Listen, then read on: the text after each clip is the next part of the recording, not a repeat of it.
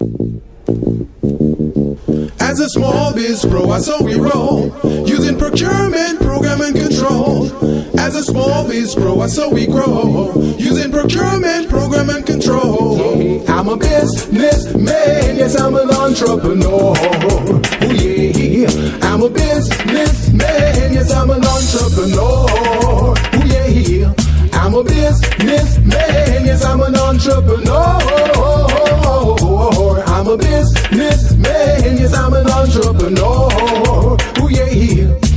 Crystal Mitchell, do you have my business plan? Just review the pages of my marketing plan. Good afternoon, everyone. This is the Business Zone with Crystal and Gilbert Buchanan, your small business paramedic. And today, Crystal, today it is us. We're just us today. We are the solos today. It's been a little while since we just did a show, just us. Our guest, we had a great guest, and we're going to reschedule him. He had a meeting with the council office today, city council, so it was an emergency meeting, so he had to cancel. So we'll try to reschedule him. We'll reschedule him, and it'll be great and exciting. He's going to come and talk to us about the new cannabis industry in California. Wow. That's and great. He is actually the guru.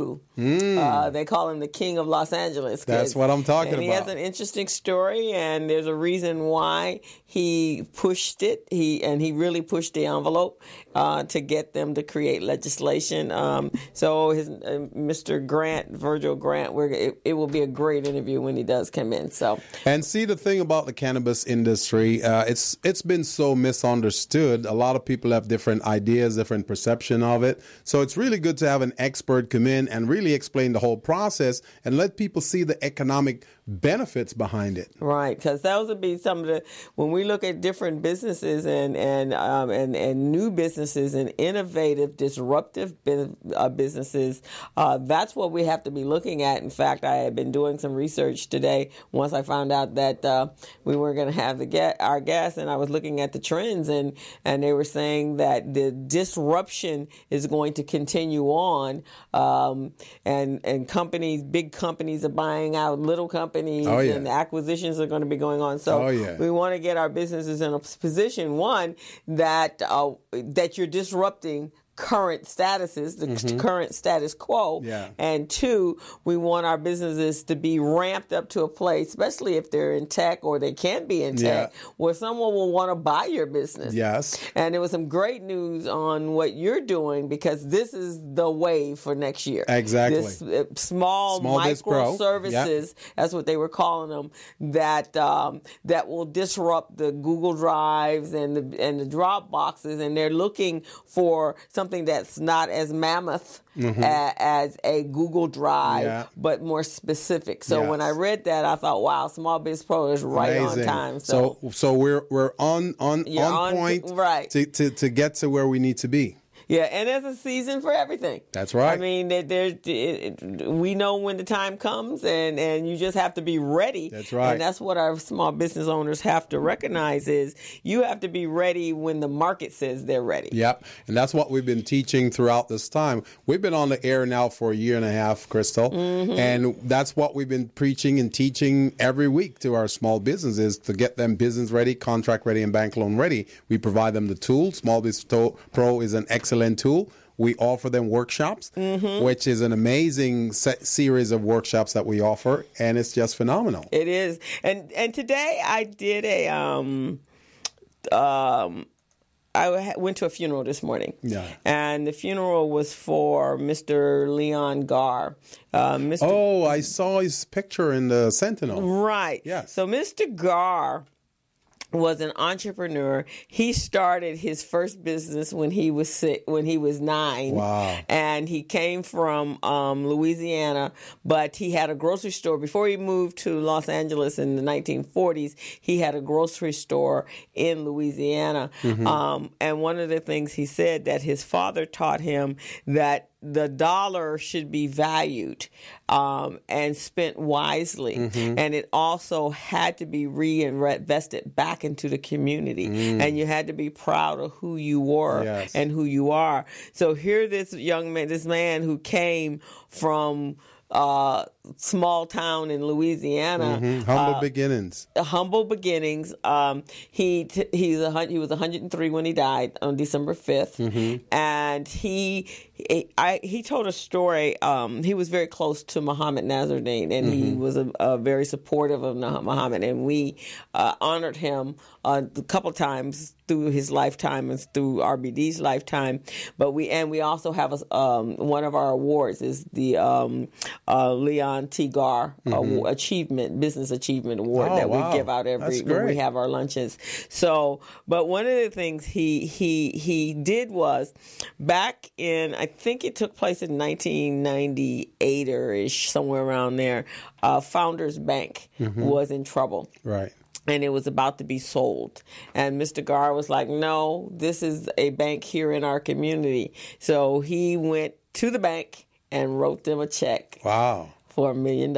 Wow. And they're like, how can you do that? He says, I just did it. What do you mean, how can I do that? That is phenomenal. See, when I grow up, Crystal, I want to be just like that. So he has a book that I have a book that you can read. It's called Let's Go to Work. And he talked about hard work. So, we've talked about this on the show as well, as creating legacy. Yeah. So he has put all his children and his grandchildren in business. Wow.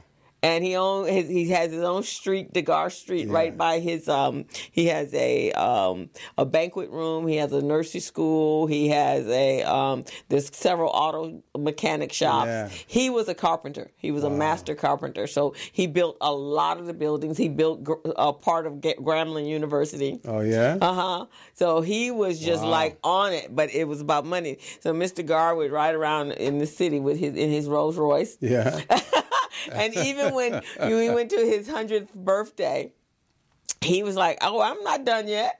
But he was creating a legacy for his children. Yes. So his kids can carry on the legacy of the Gar name, and they all have been taught how to be entrepreneurs. Wow. So it's just amazing. And so a number of people got up today, and I didn't stay for the eulogy, but I was there up until, and Jackie, she, Recycling Back Dollars, the other co-director of Recycling Back Dollars, she got up and spoke, and it was really nice. People coming up, the family members coming up, and their remembrances of Mr. Gar and his commitment to the community.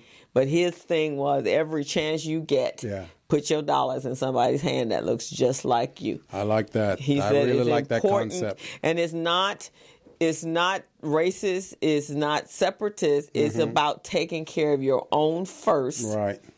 And then you branch out past your own to others, and then you're doing good in your community. So it was called sustainability, right? Sustainability, but innovative always. So one of his grandsons said, my grandfather would drive around and he'd see a house for sale, and he goes, let me check the zoning. Let me see. And then he go, I can put a 6-unit building here.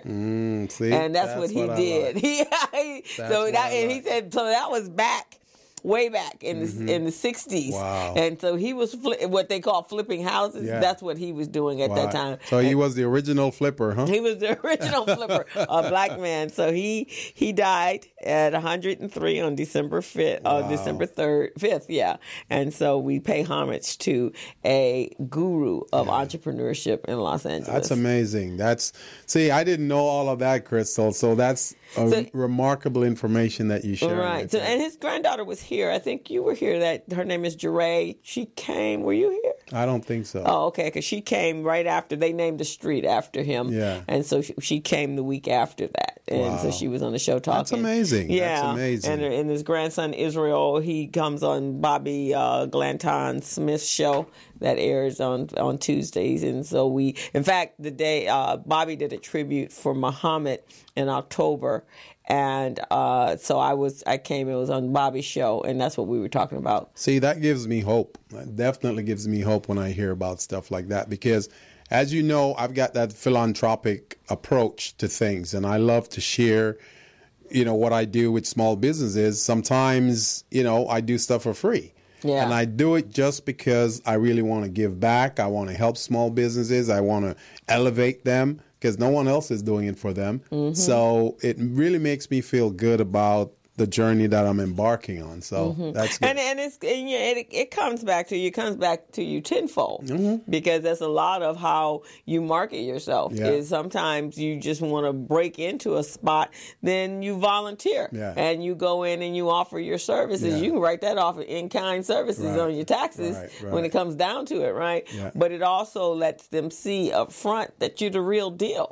And I get people being apprehensive about whether the people they're going to is providing them with very useful information. So once you establish that reputation, and we talked about that all this week, establishing who you are and what you do. And there was one of the things that was said at Mr. Gar's service, a funeral. His nephew said he told his father one day when he was a kid he wasn't going to do his homework. He was like 9 years old, and so he said. So his father said, "So what are you going to do?" He goes, "I'm going to go work for my rich uncle, Uncle T." And he goes, "Well, why don't you call Uncle T right now and see what he thinks about that?" So he calls his uncle, and he says, "So you got any jobs over there for me? You need a sweeper?" He goes, "No, I don't need a sweeper." And then he says, "Oh," okay. And then he hung up. He didn't know what else to say. So then his father said, "So what did he say?" He said, "He didn't need a sweeper." He said, "Well, why don't you find out what he does need?" So he calls back to his uncle, and his uncle says, "I don't need a sweeper, but here's what the deal is. Why don't you get your broom and come sweep for me? And then you're not asking me for anyway. Your work will be your entry, your business card into getting a job with me." Wow. And he went, "Oh," he says, "your work should be the value that I will want to hire you without you having to ask me to hire you." I like that. I like that. I really like so that. That's what we do, right? That's building value proposition right there. Building value proposition. And that's what our businesses have to do is more than just saying, okay, I got a business license and I can do business as whatever, the small business, whatever. You got to build value. Why should I? Why should I support you? Why should I purchase your product or your service? What makes you different? What is your unique value proposition? Definitely. I like that. I think you should talk about that some more in your workshops when you do it. To let the participants see and understand that concept and where it comes from. Because a lot of small businesses, they believe that, well, the opportunity should be there, and those are the only opportunities I want to go after. When sometimes there's some other opportunities lurking, it's not right. It's right in front of your face, but you don't see it because that's not what you're looking for. Right, because you're linear, right? You're like, okay, this is my business. In fact, today, one of our students that were in our week-long event classes, he called me and he was asking me which name should he use to do his certification registration. And I said, well, and one's a nonprofit and one's a for-profit. I said, well, one of the things we talked about in the class was social enterprising, right? And I said, so what's the nonprofit? What does it do? What's its purpose and its mission? So he told me. And I said, so do you sell these your T-shirts? Because remember, he had a T-shirt business he says he get with very specific messages. Right? So he says, yeah, I sell them there. I said, well, then that's your social enterprise. He went, huh? I said, you're selling T-shirts, and I'm going to take you one better than that. He said, what was that? I said, why don't you do this? I said, you're basketball coach. So why don't you utilize some of the kids in your program? I said, these kids are amazing artists. I've seen their work. They do street art like you would not believe. There's not a kid that I have not taught in the last 4 years that I have looked at their artwork and it's like, wow. And that's not even what they're concentrating on. That's just a natural talent for them, right? So I said, have them create your graphics. And then have them, and then the other ones are rappers, so they're great with lyrics. I said, let them create your sayings, and then them go out and sell your T-shirts. Oh, that's beautiful. Because now they got a vested interest, and you give them credit, and you pay them based upon how many shirts they sell. And now he's got foot ambassadors out there doing stuff. He was like, oh my God, I never thought about that. That's phenomenal.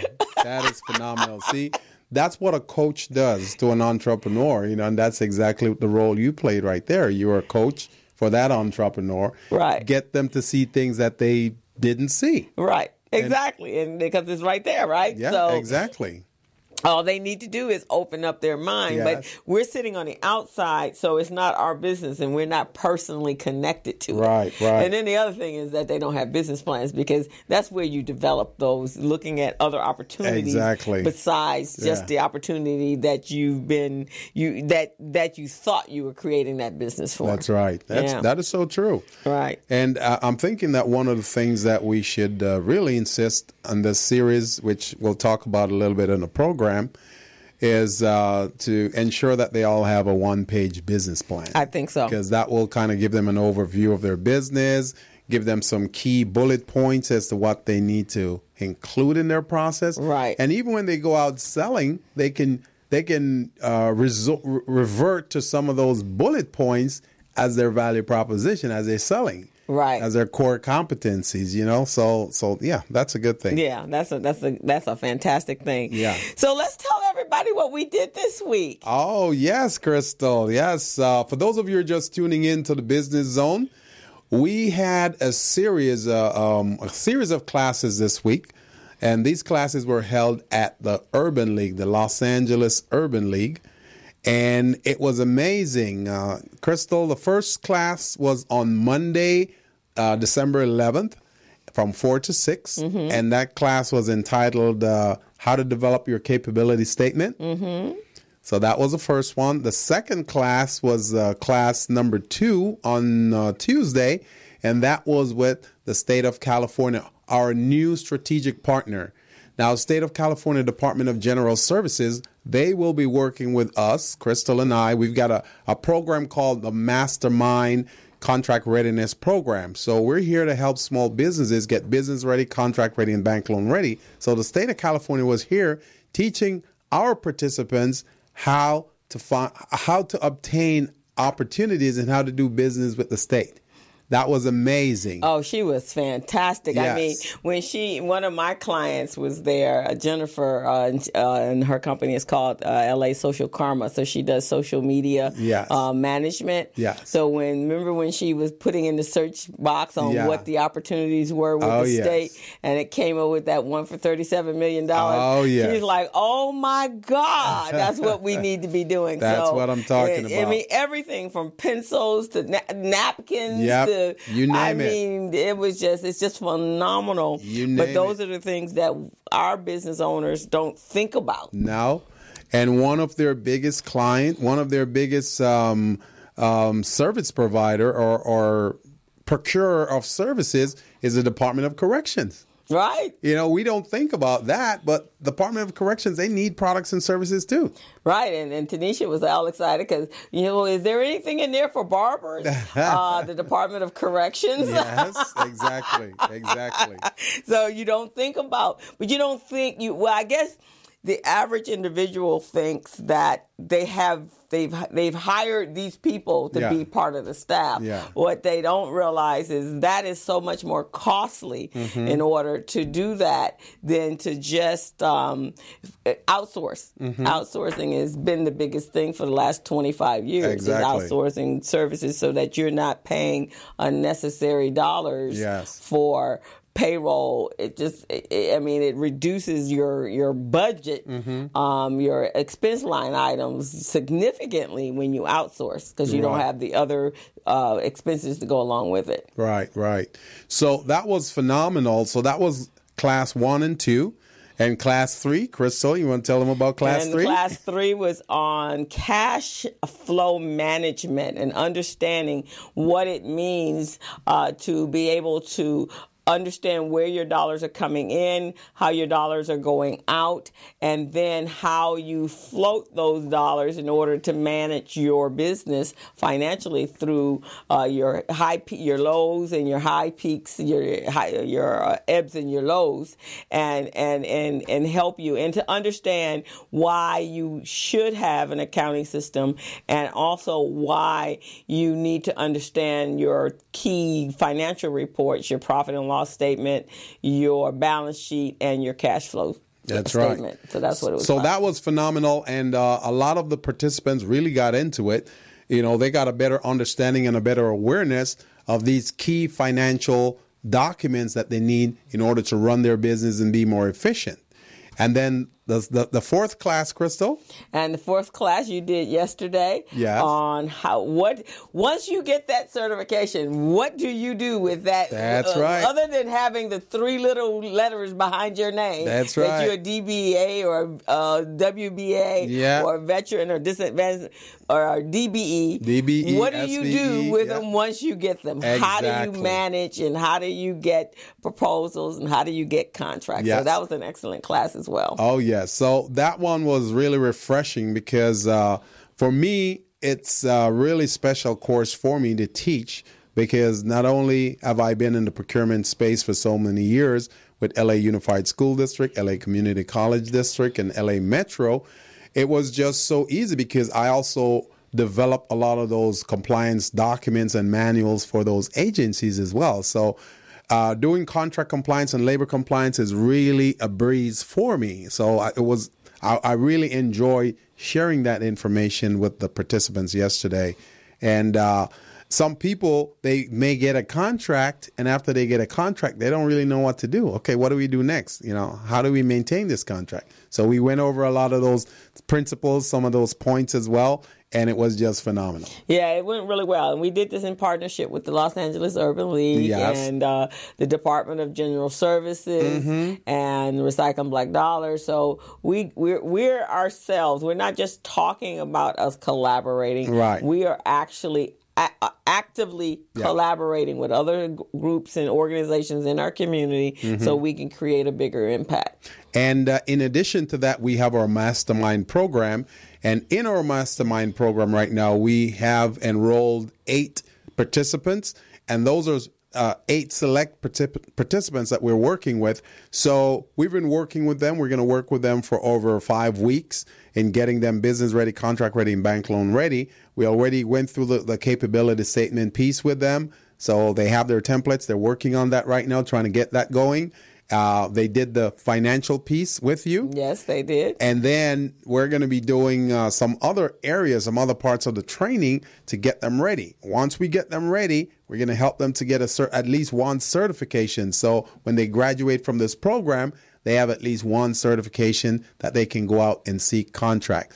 And we already have one of our participants who got certified with the state of California. I know. Did you share with, was it Dirty Dumping? Dirty Deeds Dumping. Dirty Dumping. So they were very excited. She goes, oh, that was so easy. Oh, yes. Why are not more people doing this? Oh, yes. So that's what we want to be able to have from everyone is to see that, there are certain certifications that are a little daunting in pulling your paperwork together. But there are other registrations. The registration for the state was just that. It just asked a few questions, right? That's it.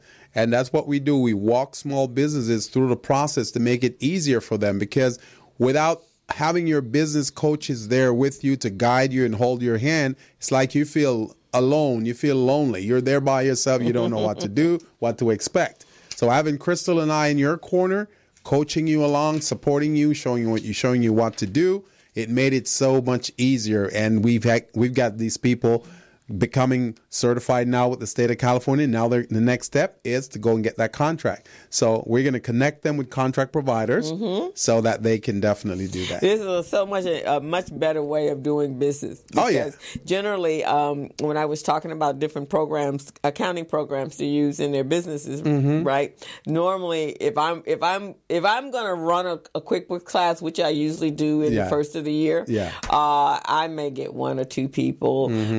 They'll say they're coming. Oh yeah, I need QuickBooks, and then when are you going to have another class? And then I run a series of classes for the first 3 months. Nobody ever shows up, wasting my time. And so this time they were excited. When are you going to have a class? That's right. That's the way. Because I actually stopped doing QuickBooks classes. I used to do them every year.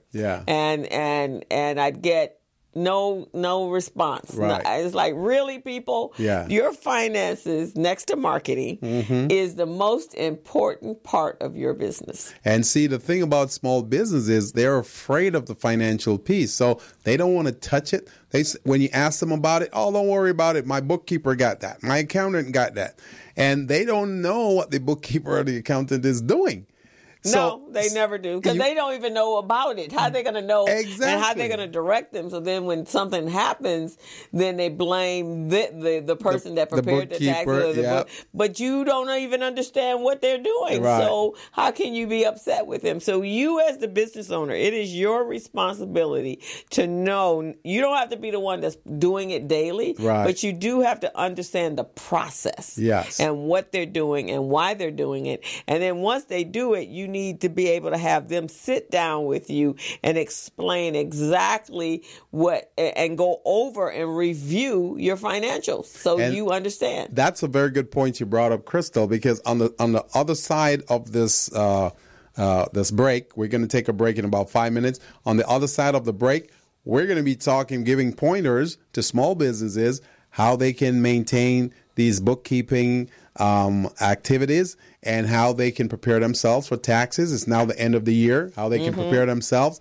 for 2018, get ready for those contracts, get ready for those opportunities and those clients. So that's going to be great. But one of the things that we want to put out there today, we want to let our listeners, for those of you who are listening, this is the Business Zone with Crystal and Gilbert Buchanan, your small business paramedic. And the sponsors, we've got 3 sponsors today. We've got, of course, Recycling Black Dollars. They've been sponsoring this show from the beginning of our show. So, Crystal, you want to tell them a little bit about Recycling Black Dollars? Recycling Black Dollars is exactly what it sounds like. We need to be recycling our dollars, or bringing our dollars back into our community and making sure they cycle in more than 6 hours, which is currently what they do right now. And the reason why we need to do that is it helps support our small businesses. It helps make sure that we have a say-so in the political entities that are representing you in your community. You have a say-so on the schools that your children go to. You are connected, and then you are a stakeholder in the communities where you live. And that's very important doing it right now, because a lot of communities are going through a gentrification process in their communities. And the reason is because we've stepped back and we're not supporting. If we had a strong hold on our own communities and dollars, all those, that $1.2 trillion that we spend as consumers, we're trickling back and we're coming back into our community. Oh, we'd be powerful. We'd be like Alabama. That's what I'm talking about. When those Alabama women took over the polls and kicked out Moore and put Jones in. That's got to be our goal. Yeah. So that's what Recycling Black Dollars does. So keep that in mind when you're shopping as a small business, or when you're marketing as a small business in the community. You keep that in mind. That's one of our sponsors. The second sponsor is Small Biz Pro. And Small Biz Pro is a business management and compliance, market research, and procurement assistance system. What the system does, it helps small businesses to store and retrieve their documents in 10 seconds or less. It's a cloud-based device, and it really helps you, small business, to become more organized. You've got your documents at your fingertips. You can access it using your laptop, your smartphone, your computer, whatever you need and whatever you have access to anywhere in the world. So keep that in mind. If you're not organized, this is a tool you definitely want to tap into. And finally, our third and most powerful sponsor is the state of California. Right. So when we come back, I'm going to send it over to Duran to put their logo up on the screen for us when we come back from our break. Yeah, we're very pleased to have them, and that's very important, because it's that excuse that everybody uses is that we don't have blacks vendors because they're not ready. We're about to crush that. We're going to slash that. That's going to be like breaking glass. That's done. All that myth, we're gonna blast it away. The Department of General Services, they're partnering with us, the Business Zone, in order to help small businesses, 1, become certified, and 2, be able to access contract opportunities within their database. So what we're doing is we make contact with their contracting officers, and we make it available for you to do business with the Department of General Services. It's a phenomenal organization. So they're one of our newest sponsors on the Business Zone. It's now 3:30, Crystal, so we're going to go ahead and take a break. Okay. We'll take a break and we'll come right back. You are on the Business Zone with Crystal and Gilbert. There you go. So let's take a break. Every day, on every street, in every town across America, small businesses show their love to you. With some friendly advice, a genuine smile, and a warm welcome, they make your town, well, your town. That's why American Express is proud to be the founding partner of Small Business Saturday, a day where you get to return that love, because shopping small makes a big difference. So on November 25th, get up, get out, and shop. Hello, meet Larry. Larry is a general contractor. Larry is very good at his craft, but Larry has a very tough time managing his paperwork because he is busy taking care of his clients' needs. Larry just cannot find his important business documents when needed. Larry is also being passed over for bid opportunities from prime contractors because he is perceived as not ready. He doesn't know where his business license, certifications, insurance, and other key corporate documents are located most of the time. Lucy owns an auto body and collision repair shop and has been using a business management and procurement assistance program called Small Biz Pro to keep her business organized, business ready, contract ready, and bank loan ready. Small Biz Pro is a 3-in-1 cloud-based business management, procurement, and market research assistance system designed to help businesses become business ready, contract ready, and bank loan ready. It also provides back-office operation solutions for small businesses. Lucy is able to stay ahead of her competitors because she uses Small Biz Pro to manage her business daily. Lucy just clicks on Small Biz Pro from her tablet, mobile phone, laptop, or any internet-accessible device for data retrieval, and she's got it.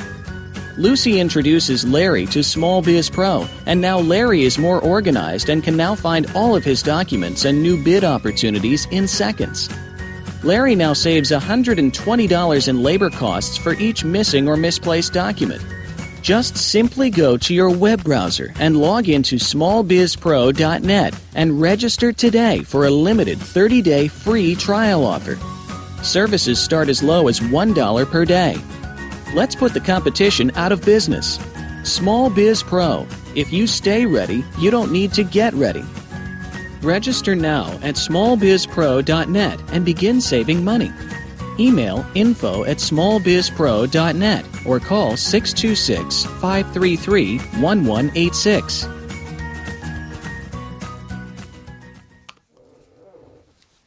So we're back on the Business Zone with Crystal and Gilbert Buchanan, your small business paramedic. If you're tuning in for the first time on the Business Zone is a platform where supply diversity come together with entrepreneurship and contract providers to provide opportunity and success for small businesses. We help small businesses in this program and in our workshops become business ready, contract ready, and bank loan ready with proven techniques and strategies that we've been using over the years, Crystal.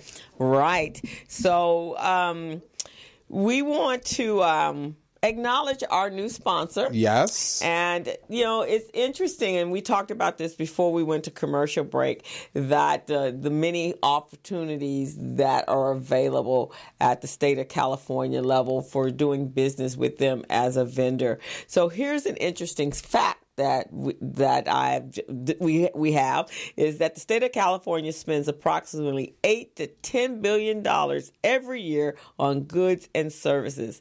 That is $2.25 billion in opportunities for small businesses. That is true. That is so true. And part of the reason for that is of that $8 to $10 billion that are spent procuring products and services, small businesses are able, there's a 25% goal, a minimum goal of 25% that's out there. So small businesses can tap into that. And that's part of their annual contracting goal. Then there's a 3% goal that goes toward disabled veteran small businesses. And that would change your business, because most businesses, the first thing when I was doing business workshops and so forth and business plan writing class, the first thing they would say, can we get some money? Can we get some money in order to do our business? But just think that you get a contract. Now you have to invest some money. You have to have your insurance, and possibly if you're doing, you might have to have a bond. But those are the things you need anyway to operate a business, right? But then just think, if you get, so the 10 people that are in our class, that what did we ask them? A $50,000. $50,000. That's what we're working on right now. So they don't have to pay that back. They don't have to pay it back. They have to pay taxes on it at the end of the year. Exactly. But they don't have to pay it back as a loan. So they've made a commitment that they're going to try to obtain contracts at least for $50,000 come 2018, the first quarter of 2018. Right. So that's what we're preparing them to do, to go out and get those opportunities. So we're pretty excited about that. I am very excited about that, because anything that we can elevate our small businesses in our community to that next level without them having to mortgage themselves to the hilt, but doing the regular business that they're in business to do. Yeah. I mean, that's so much easier than, one, go get a bank loan and then have to worry about how you're going to pay that back loan, right? And the business is still slow. Exactly. Exactly. And because of the fact that the state of California Department of General Services is the leading agency dedicated to promoting small business, veteran-owned small businesses, and contract opportunities throughout the state of California, it's been an amazing platform for our small business as well as other small businesses throughout the state of California. And part of the way in which they do this, Crystal, they have that system that they call Cal eProcure. So that's part of their database system that they use, a registration system. Oh, okay. Right. So you go to the Cal eProcure system and you register. It's a three-step process. So you register, and then once you register, get your information in the database, they'll send you a confirmation number and a code that you can use to go ahead and apply for your certification. Is there a cost to that? Oh, there's no cost at all. This is free. This service is free by the state of California. So if any of you out there are trying to get certified with the state of California Department of General Services, that's the place to go. So you definitely want to go to www.caleprocure.ca.gov.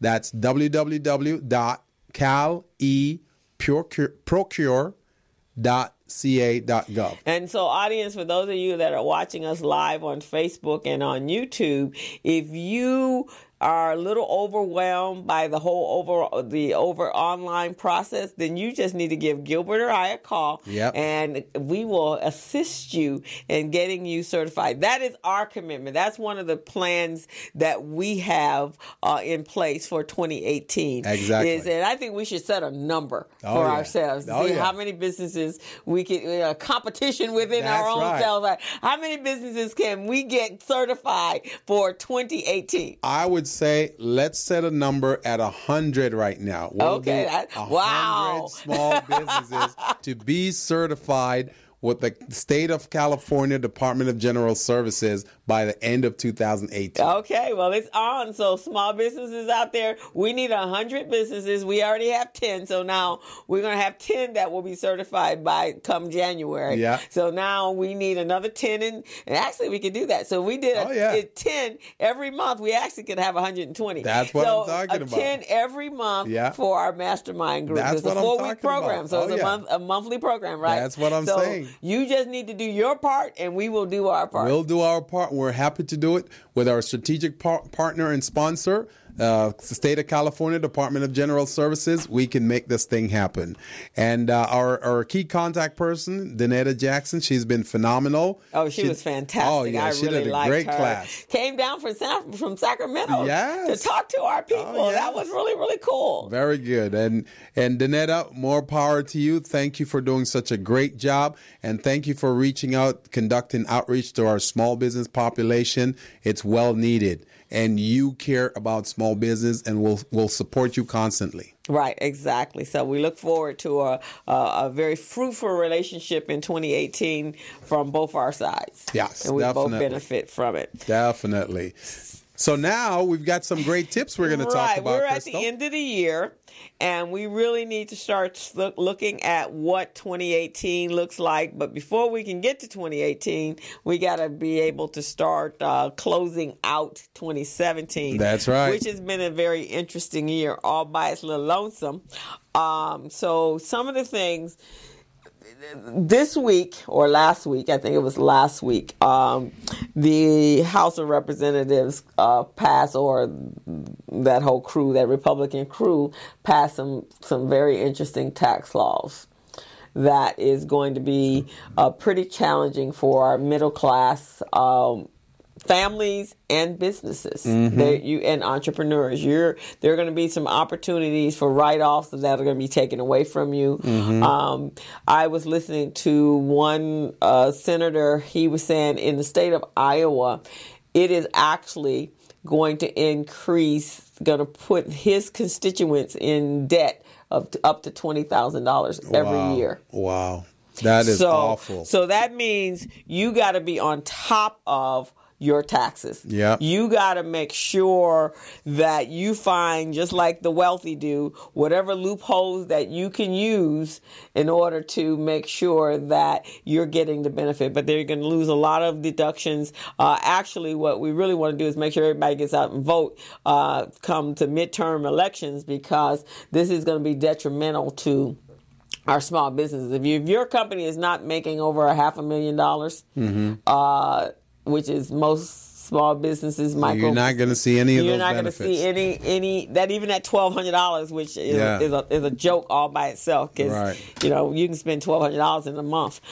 That's true. Just on food if you have a family. Just in one transaction. Right, but if you can't write off your mortgage interest, you can't write off any of the deductions, that's going to be hurtful. So let's talk about the steps that you need to have in place in order to get ready for your income taxes, to pay your income taxes at the end of the year or next year.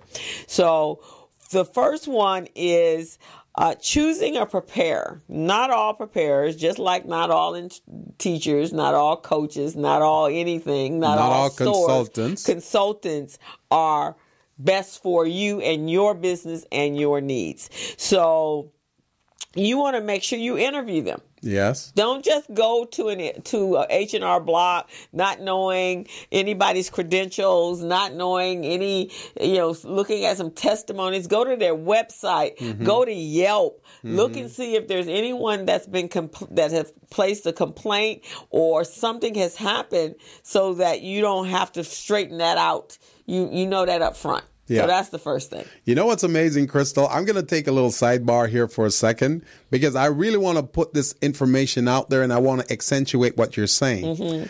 You're telling the public right now that don't just go and pick any tax preparer, any CPA, because you want to find out their background. You want to make sure that these people are legitimate, they know what they're doing, and they're at least credible. Now, I found out the hard way, Crystal. The hard way. You didn't interview yours? Well, not the tax preparer. I bought an item on the internet. On November 28th, 29th. Okay. There's a company that advertise themselves as Tiger Lot. TigerLot. I want you guys to know that name. Stay away from them. You're putting them on blast. I'm putting them on blast right now because they're crooks. What they did, they advertised. I wanted a TV box. You know those little TV boxes that you purchase because you don't want to buy satellite or cable from the monopolies out there who are jacking you and charging you all kinds of money. Right. So they're selling these little boxes for like $6 to $7, right? So you can get over 200 movies and you're good to go. You don't have to pay monthly subscription or anything like that. Right. But what these guys did, they went online to different companies that sell boxes, and then they copy their specifications, and then they put it on their site to make it look like their box has all of that specification. But deep down, they are a scam. They don't exist. So when you open up the box, none of that was there, right? If I got a box to open, that would be good. There was no box. So you order the stuff and you pay your money, but you don't get anything. No one contacts you. You get no confirmation. Or when they send you an email, all you get is Tiger Lot. That's it. Oh, wow. So then I call up my credit card company. Those guys don't exist. Oh, man. They don't exist. So you know that was probably a Russian company, right? Oh, probably. So these guys got over $200 from me. Over $200. Wow. So I want to put it out there, small business and public, people in the public. Check out your vendors or people you're doing business with before you actually exchange money. Because now that it's a holiday and everything is being sold on the internet, everybody's in a frenzy, you're not paying attention. And before you know it, it will be January. And then you see all these charges on your credit card and you're wondering where it's coming from. Because you have to be careful during this time. Exactly. In fact, I have a credit card. I actually have a PayPal business card. Yeah. So everything when I purchase online, I use my PayPal business card. Very good. Because then I can go back to PayPal and contest Very it, and they'll good. pull it right off, and they'll put your money back in immediately. Yes. And if it does turn out that it's legit, Right. then they'll take it back out. They'll take it back out. But I don't use my bank card No. or my credit card online. I use my PayPal. So, and that doesn't cost you anything. So you have a business account with PayPal versus a personal account with PayPal. That's another good point you just brought up, Krista. That's another good point. Because when you're purchasing online, it's not advisable to use a debit card. Do not use a debit card to purchase anything online. Debit card is cash. It's just as cash. So if you're purchasing from a scam artist and they're going to scam you, they're going to take that cash out of your account in seconds, and there's no way for you to get that money back. However, if you use a credit card, then most of these credit cards, they have fraud protection on it, and they've got all that insurance and security that if you get scammed, then the credit card company will give you your money back. And that's what my company did. Yeah. They said, Mr. Buchanan, I'm very sorry that you had to go through this, but we'll investigate it from here. We'll take care of it. We'll put the money back in your account. Right, and you can also, especially during this season, is to use. They have those cards at the supermarket or CVS called Green Dots. Yeah. So you put the cash on there, but again, it's more controlled, and than it is your credit card or your bank card, where it's just coming straight out of your bank account. But you still need to do your due diligence, even when you're buying online right now, because online shopping is huge. But cyber hacking is prevalent. It's big. It's big out and there. You can't prevent it because you don't know who is the crook because they're wolves. They're wolves behind in sheep. the scenes. Exactly, they're wolves in sheep clothing. Right. Because this company, Crystal, that I'm telling you about, what they did, they call themselves Tiger Lot, TIGERLOT,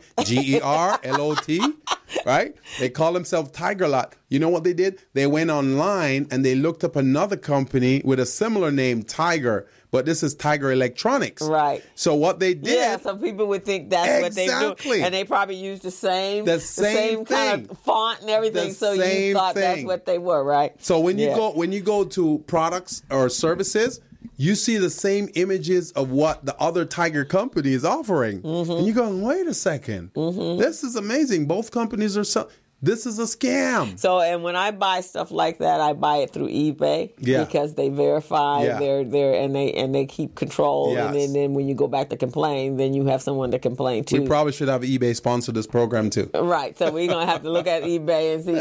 But those are the things you have to be very cognizant of that. But because those things happen. Now, if you truly, truly want a real box, there's a guy right over here on Crenshaw. Yeah. He has his own patent. His name is Larry Bassard. I just had him do on my computer. And we're going to have him on the show in January. He is like a black guy.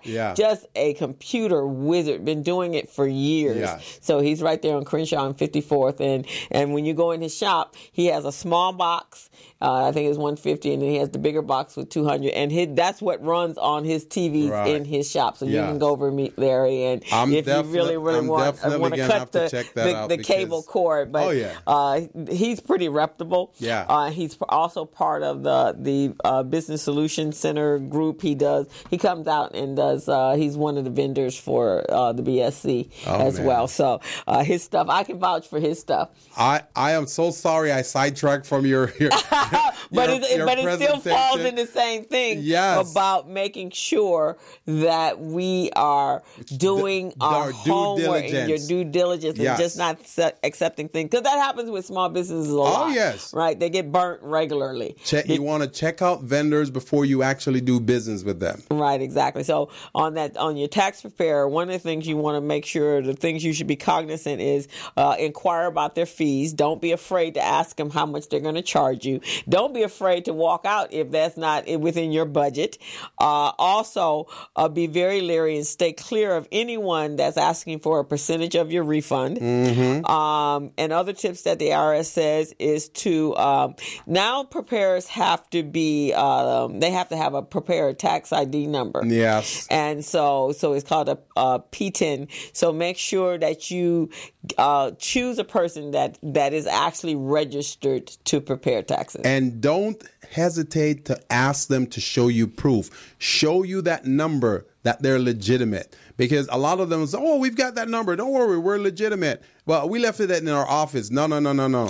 Show me right now. I want to see it. I want to write it down, take a picture of it, and check you out. Exactly. So the next tip is to schedule your appointment. So we're here at the end in December. So schedule your appointment probably at the end of January. That gives you enough time to start preparing. January, February, and gives you enough time, because if you have payroll, your payroll tax, your W-2s and W-4s and your 1099s have to go out at the end of January 30th. So you want to get them out first. So usually your appointment, you should look at scheduling your appointment sometime in February, unless you're very straightforward and it was very simple. There's no payroll. You didn't have any 1099 income. You get your W-2s and you get your 1099s. Then you could probably schedule in January. And also, Crystal, what I want to add to that with regard to the 1099. Now, if you are the small business and you hired a consultant or someone, an independent person working within your organization, you want to make sure that before you exchange any dollars with that person, you have them fill out a W-9 form, a Form W-9, so that if the services that they provide for you or to you is over $600, then you give them a 1099 at the end of the year. Right, exactly. So I'm going to talk about that in some mistakes that people make when it comes to bookkeeping. So some important dates that you need to be aware of. That tax day is going to be in 2018, April 17th. So you need to be ready with all your information, all your receipts. Gather them all together. Say that date again, Crystal. April 17th. It is a Tuesday. That's when your taxes are going to due this year, next year.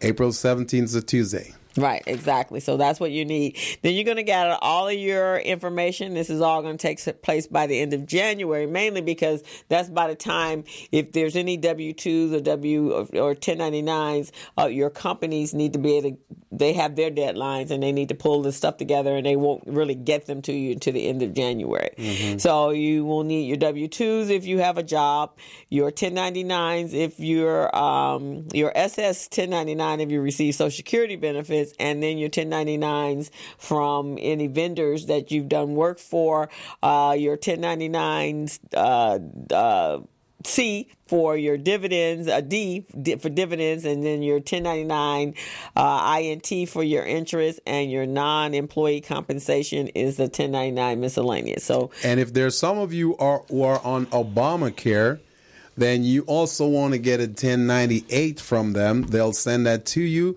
If you got student loans, that's a 1098 also. If you got a mortgage, and you've paid mortgage interest, that will be a 1098 also. So make sure you guys check those. And right now, those providers are sending out those notices right now. Most of the times they're telling you go online and register and download it. Don't wait until the last minute. Do it now. So they will be ready after December 31st. It's actually 1095 for the health insurance. Yeah, I'm and sorry. 1098 for the insurance. You know the student loan one, right? Yeah. Oh, yeah. I know that one very well. I know that very well. And then if for any of those gamblers out there, your W-2Gs, if you've been winning some big money in Las Vegas, so you need to have that. And then, of course, your Schedule Ks for ownership interest for any real estate or corporations or partnerships or LLCs and trusts or estates. Gather all your receipts. Now, here's what happens. You take that box of receipts to your tax preparer, and he will hate you for the rest of your life, and he will dread you. And he probably won't schedule you until somewhere at the total end. And then because he don't want to deal with those receipts, he's going to file an extension. And then he's going to call somebody else to do them for them. And see, that's happening because you don't have Small Biz Pro. If you had Small Biz Pro, you could upload your receipts in the system. You don't have to worry about it. You just click a button, send it to your tax preparer. And now even you got better yet, if you had a QuickBooks or a bookkeeper software, then you can just run a financial report and be done with it. That's right. Make sure you gather all your records for your charitable contributions. That's any contributions of $250 or more. You need to be able to you will get a written confirmation from those charitable organizations or your church. You need those because you want every write-off you can get this year, because next year, who knows what they're going to allow you to write off. Next thing, brace yourself. For real. I'm just being real. That's this is real talk. That is true. You probably won't be able to write off anything. They probably going to charge you for even having to file. They're going to charge you to file. Brace yourself for tax law changes. You don't have to become a tax expert, but it's necessary for you to know. So come January 1st, all new laws that are going to be in effect as of January in 2018, you can go online and do your Googling and research that and be able to get the right information so you will be better prepared. Finally, make a list of all of your personal information. Now, Small Biz Pro comes in handy for this one. So that's right. Know your Social Security number, jot down this information, whatever the addresses of your vacation homes, rental homes, dates you move, especially anybody relocating, because there are people that relocate all the time. Mm-hmm. So make sure you look and see what is that you can write off as an expense, mm-hmm. Especially if it's part business, part personal. Yeah. Then you want to know what that is. Decide whether you are going to be asking for a extension. So I don't do taxes because people usually wait to the very last moment. Mm-hmm. And now I cut my bookkeeping off for tax preparation as of March 31st. Mm-hmm. After that, if you come to me with receipts, then we're just automatically filing an extension, because I'm not going to be put under all that kind of pressure. That's why I don't do taxes, because I don't like that kind of pressure. Mm-hmm. People wait to the last moment. Oh yeah. Especially if they're not going to get if they're going to get a refund, they are right there, Johnny, on the spot. They're there in January. January 1st. As soon as they get their papers, they're there. But January those that 1st. Have to pay, they usually wait to the very last moment. But Crystal, I want to say one thing. I want to thank you for helping me prepare my 1099s last year for the consultants that I hired to do business for me. It was really crunch time, and I really didn't have the time to do it. So thank you for helping me out. That was really good. Oh, no problem. So anybody else that needs their 1099 reports done, I do that. Yes. I do 1099s. The only taxes I do is 1099s and 990s. Yeah. Those are the only ones I do. So if you do have a need to have your 1099s, but get them to me early so we don't, because actually I think the date for you to turn those in or to the state is, I want to say, February 3rd. Usually mm-hmm. it's the first week. They used to be to the end of the month of February, but last year it was moved up to February 3rd, and there was a 25% penalty if you didn't get it in. Yeah. So know that. So your 1099s have to be out and ready to go and sent to the IRS Have by to be all February mailed 3rd. out. Mailed out. Then here's a good one. What do you want to do about your refund? So if you're expecting a refund, look at that and decide how you want to do it. Put it in an IRA, your health savings, education fund. Invest it in your business. You know, for those people that are always telling us they don't have money to come to a workshop. Excellent. And what we're going to do, Crystal, we're going to continue this right after the break because this is some great information that we don't want to have interrupted. So okay. Let's go ahead. For those of you just tuning in, you're on the Business Zone with Crystal and Gilbert Buchanan, your small business paramedic. Take a break. All right. Hello, meet Larry. Larry is a general contractor. Larry is very good at his craft, but Larry has a very tough time managing his paperwork because he is busy taking care of his clients' needs. Larry just cannot find his important business documents when needed. Larry is also being passed over for bid opportunities from prime contractors because he is perceived as not ready. He doesn't know where his business license, certifications, insurance, and other key corporate documents are located most of the time. Lucy owns an auto body and collision repair shop and has been using a business management and procurement assistance program called Small Biz Pro to keep her business organized, business ready, contract ready, and bank loan ready.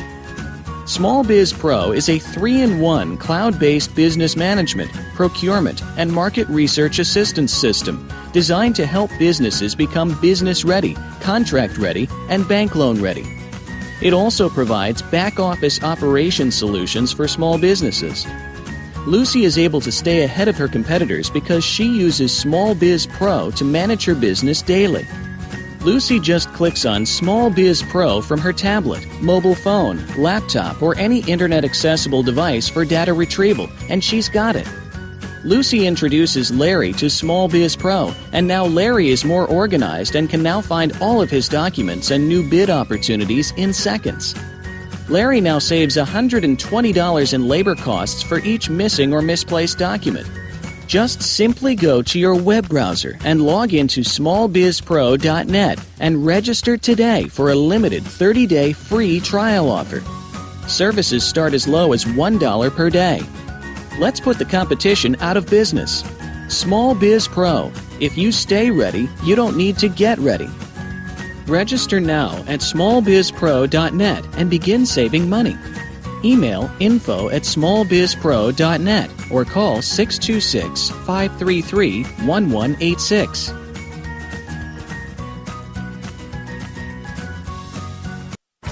Every day, on every street, in every town across America, small businesses show their love to you.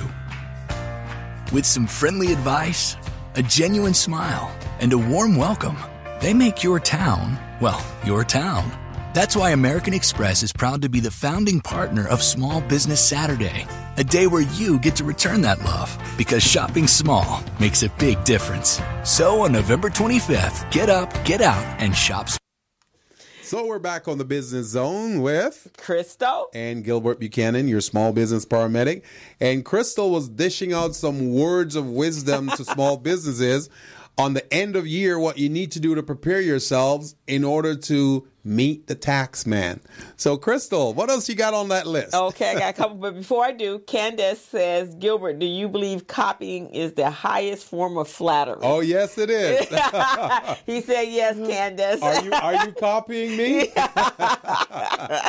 So he does think that. That's actually, unless they step over the proprietary boundary. Right.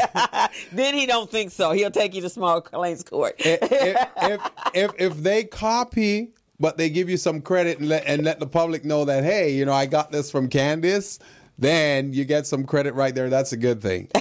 Yeah, there you go. But if they give you no recognition, then Candace, then it's not a flattery. So before we took a break, what to do about a refund. So if you expect a refund, you have several options on what you want the government to do. So if you want them to apply it to your next year's tax return, I myself take your money and decide what you're going to do with it yourself. But, you know, take your money, have them send you a check now. and keep it. And then you can utilize it in your business, or you can use it to start funding your IRA for the next year. Well, I just want to tell you how I approach this tax thing. You know, some people, they pay the taxes up front and go, okay, at the end of the year, you give me back what you think I should get back. I'm not into that. I'm holding on to my money as long as possible. Then at the end of the year, I do my filing and I try to keep as much as I can. Well, there you have it. That's Gilbert's tips and trends. Finally, make sure you have a copy of your last year's tax return so you can compare, especially if you're using a new preparer. This will help give you some guidelines on whether or not they're preparing your taxes in your best interest, or what your previous preparer had done, making sure that they're somewhere close in they're in sync with each other. Yeah. So bottom line, start early doing your prep work on your taxes, on your income taxes, so you'll have a successful tax return experience. And ideally, you would have been organizing your receipts all year. If you're using some sort of software, accounting software, you are doing that. Now, for those of you that are, especially our millennials, you guys are very tech savvy. So there are a number of apps on your phone that you can use to store and they will scan it and store all of your receipts, and then you'll be ready. And you know what? For those of you who are listening right now, I would like you to give us a call here on the show and tell us what type of financial system you're using to manage your finances other than QuickBooks. If you're not using QuickBooks, I want you to give us a call and tell Crystal and I what type of system you're using. We're curious. We're very curious to see what type of system small businesses are using out there. I'm going to tell you what they're using. They're using Excel. They use Excel. And so, therefore, it's subjective to a lot of human error. Oh, yes. Well, give us a call. Our number here is 323-293-3375. That's 323-293-3375. We really want to hear if you're using Excel. So now that's going to segue. Oh, first let's go back. Let's make an announcement about our new sponsors. Yes. So we're sponsored by Recycling Black Dollars. Yes. And Small Biz Pro. That's correct. And now our new and latest and greatest sponsor is the Department of General Services on the behalf of the state of California. So we're very pleased. Thank you guys very much. That's excellent. So next, Gilbert. Here's one that and I get this because when I go in, right now my bookkeeping is more about troubleshooting, and it really has been for the last several years, right? Which is good. I'd rather just come in and do, and then I acquire some clients from that. You know, and now I'm looking to build a team next year to do some of the work that because once we start getting the businesses certified, we need to be able to move people in order to help them with because we can't leave that up to chance. So to help them with their accounting. All right. So my next tips for 2018 is the top 10 bookkeeping mistakes that people make, and mostly because they're not bookkeepers. Believe me, there's a lot of those out there. Right, exactly. And they don't like the numbers at all. And to me, it's always been, when I went into accounting, everybody knows I did it for two reasons. When I was working for a corporate company, I always figured I'd be the last one out, because I'm the one that's writing the last check. So it's called job security. That's why right. I did it. But also when I started my own business, the numbers are fun and exciting because that's what gives you the motivation to work harder is how much business can I do and how much money can I bring in. Right. I've always got a kick out of when have written a business plan doing the projections because the sky is the limit. Oh, yes. Right? Definitely. So I have never quite figured it, but I guess it's because I'm more of a numbers person than the average person. And I know it's really hard for those that are from the creative side. They got that right brain thing going on. So I got both, right and left brain. But see, that's a good test, though, because when the person comes in and call themselves a bookkeeper, you can ask them those questions. Do you like numbers? Oh, How well do you like numbers? Right. And what's your perception of this? and just listen to what they tell you. And based on that, you'll know if these people are a good choice or not. Exactly, because sometimes they're not. They just, they may have done a little bookkeeping at their job. Here's another test that you can give your bookkeeper, because a lot of bookkeepers, people who call themselves bookkeepers, they don't know this answer. So the next time you come across somebody who calls themselves a bookkeeper and they want to get the job with you, ask them, how many types of accounting methods are there? Oh, yeah. And hear what they tell you. Mm-hmm. Because if they start stuttering, going, they know nothing. You walk away as fast as possible from that person. There are 2 types of accounting methods, okay? You've got the cash basis and you got the accrual basis. Well, the question is not whether they know that, is what do they both serve? What is the position in your accounting do they serve? So those are questions you want to ask them. So there are 2 types. What types are they? They don't know it. They're gone. Okay? They're fired. Now, if they do know it, right, and they mention the cash basis and the accrual basis, then ask them, which one do you think I should use? And hear what they tell you. Right. Because you'd be surprised to hear what a lot of these folks are telling you. If you're a small business with your sales generating up to $3 to $5 million, then chances are you're using the cash basis. Okay? That's all we want to tell you today. The rest of it you can get in our class. Right, exactly. So some of the mistakes that people make, and you talked about this earlier, is the classifying employees as contractors. Yes. That's huge. Yes. Sometimes it's intentional. They don't want to pay the payroll taxes, and so therefore they classify an employee. So now an employee is someone that you're directing. You tell them what time to come into work. You tell them what time to go. You tell them when they go to lunch. You tell them when they take a break. You instruct them how they do their jobs. That is an employee. A contractor is someone that is providing a service to you. They're coming in, they're bringing their own equipment, they bring their own knowledge, which they've paid for, their own tools, which they've paid for, and they actually have a business. That is your 1099 contractor. So they have their business license, fictitious business name, and all of that good stuff. Right, and there is actually a 20-factor test that the IRS uses to determine if you're an employee or you are a contractor.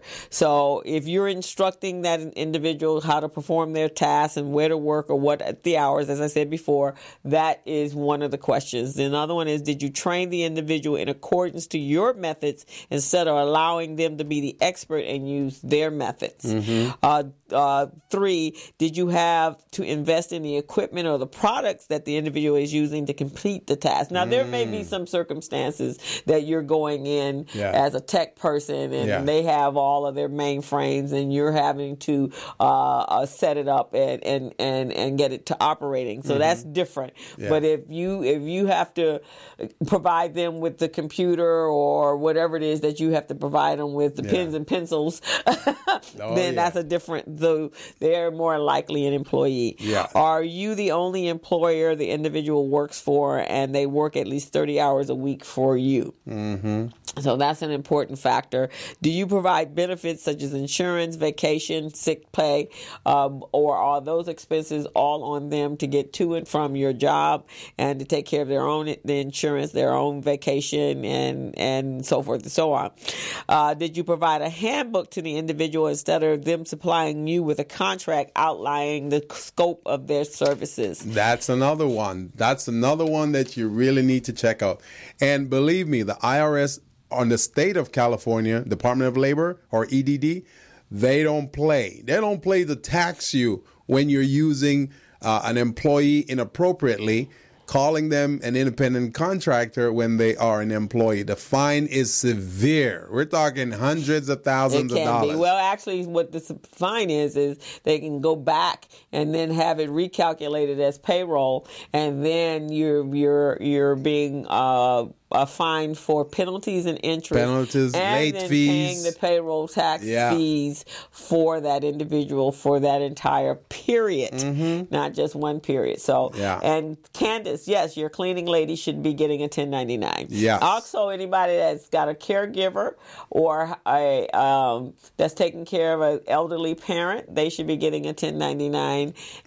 So anybody that's providing services to you on an on-call kind of basis. That's correct. The next thing, do you allow the individual to fill out a timesheet and turn in hours for each pay period instead of them asking the individual to invoice you? They can still give you your times and the times that they worked for you because they're charging you based upon an hourly rate. So they will give you the times and the dates that they worked for a specific time period if that's the scope of work. And that's a good point, Crystal, because with an employee, that employee submits a timesheet to you, the employer, the independent consultant or the contractor, they can submit a timesheet as well, but in conjunction with their timesheet, they're submitting an invoice. They're submitting an invoice. That's the difference. Right. They're submitting an invoice. And also, and this is for the contractors, you should really be putting together your own contract. Don't let them give you a contract to sign. Yeah. You guys should discuss what the scope of work will be and what they want you to do and what you should be accountable for. But you should be the one creating that contract because you want to make sure it's in your best interest, and then everyone should have their attorneys look over their contract that they're utilizing to make sure that you're covering all the clauses and so forth. So one of the things for those of you that can't afford an attorney, there are programs out there. Legal Shield is one. I'm a representative for them. And it helps for, I think you're paying, $39 if you're a business.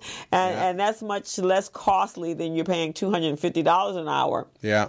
For an attorney to look over your anywhere from $250 to $450. Right, depending on what, and if it's big contracts, if you got contracts where you're doing like we were talking about, it could be up at $1,200. Yeah, it could be a lot more. It'd be a lot more. So you still will, when it comes outside of the scope of the Legal Shield membership, they'll still give you a 25% discount off of their rates. So you might want to look at that because, we're in some very dicey times right now, and just making sure that you protect yourself. Right, definitely.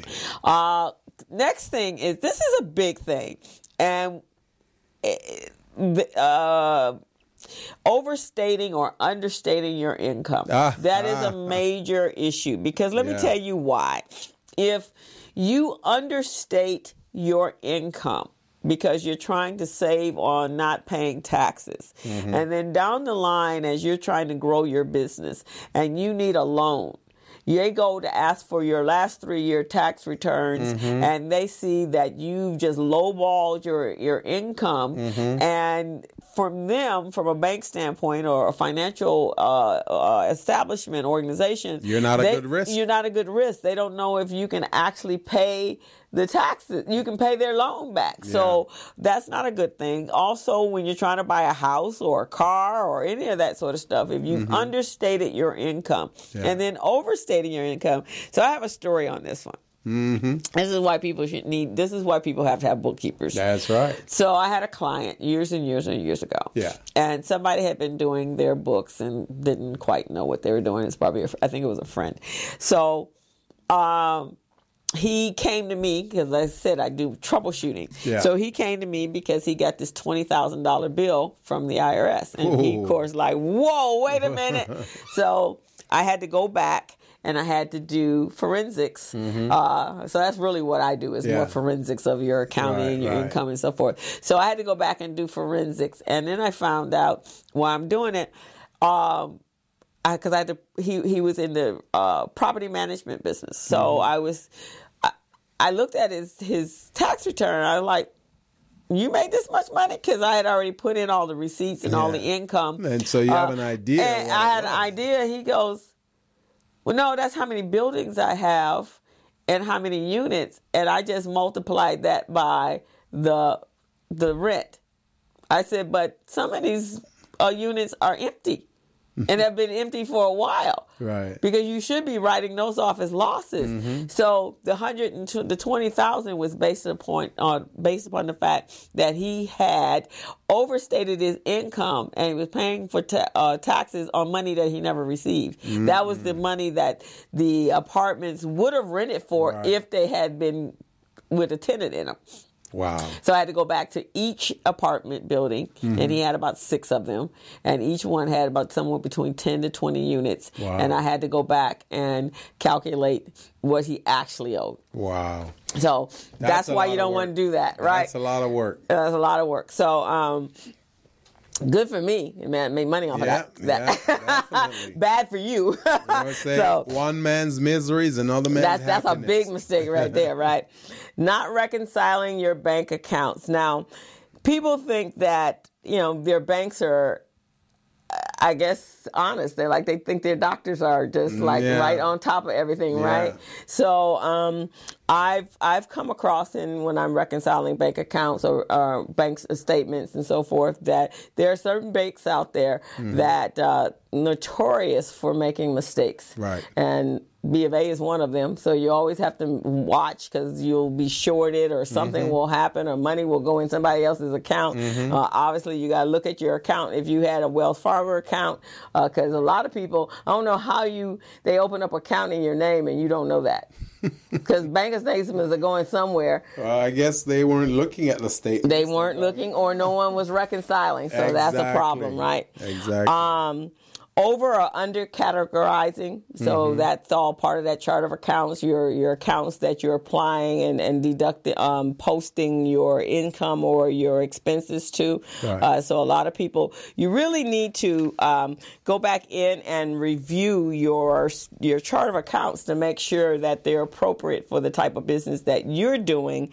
Last year, I actually went in and crafted for a couple of companies, their nonprofits, to craft their chart of accounts to make sure they were providing them with exactly the data that they needed to report to their boards.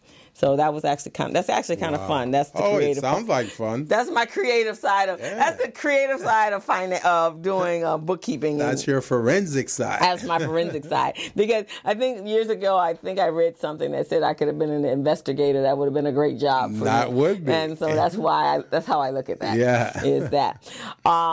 The last one is not tracking your mileage. That's big. So a lot of people just let them, some people decide to do more mileage or just a percentage. I think there's a flat rate. Yeah. But if you do a lot of driving and back and forth, like you do a lot of driving. So do you do flat rate or do you do mileage? I do a flat rate because sometimes the mileage doesn't come out to as much as a flat rate. Okay, so just have to decide what works best for you. Yeah, and that's how you do it. Right. There's a number of, I found some great apps that track. Is one called MileageQ. So every time I get in my car and drive somewhere, it's all locked into the GPS, and so then you go back in and decide whether it's personal or that's good, or business. That's a good tool for small businesses. Yeah, because you don't have to do anything. Just download the app and then set it up, and it doesn't cost you anything. So every time you get into the car, it just starts to calculate as you're driving. Wow! And then you go back, and then it sends you a message, for you to put it in the proper category. I like that. So you might want to download that in. So what's the name of that tool? MileageQ. MileageQ. Yeah, and QuickBooks has one as well. If you're using QuickBooks, and it just all, and then it uploads to whatever accounting system you're using for your taxes. Okay. Yeah. So those are the 10 things that I have that so that's what we need to do to end 2017. That's right. And then the next thing we need to be doing is start to plan for 2018. Yes, I think that's really good. Yeah, I think that's really important. I always spend New Year's week day. I sit down and I kind of lay out exactly what I want to do for the new year. Right. Well, what I think we should do right now, Crystal, Let's take a quick break. Well, since we got about 6 minutes to go, we should, again, give some shout out to our sponsors on the show and let our listeners know who some of these sponsors are. And you listeners, you can become a sponsor yourself. So if you got a small business that you want to promote, you want to let people know about your business, what you do, and tap into your resources, then you give us a call. Crystal and I will sit with you. We'll put a sponsorship packet together, and we will talk about your business just like we are talking about the state of California right now, and let people know your product and services and even your value proposition. Oh, wait.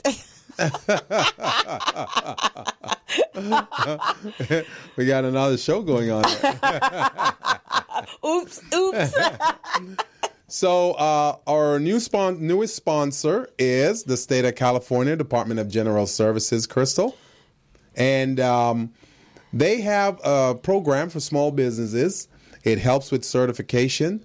And not only does it help us to become certified within the system, but it's no cost to the person, the small business who is applying. Right, and I think that's just really cool. So, and it's just, again, like I said earlier, it's just amazing the things that we don't know, right? Yep. And somebody said, I think it was Denisha that said, wow, just money just sitting there waiting for you. Waiting. And you're just letting it go on by because you don't even know it exists. A lot of people, they have no clue, and, that's why we're there to guide them. Yeah, because we're out here. It's different. They're working their businesses, and we're actually out here as consultants. So we're meeting different people. Thank you, Candace. We're meeting different people with different circumstances, different experiences, and so we just add that to our repertoire of knowledge base, right?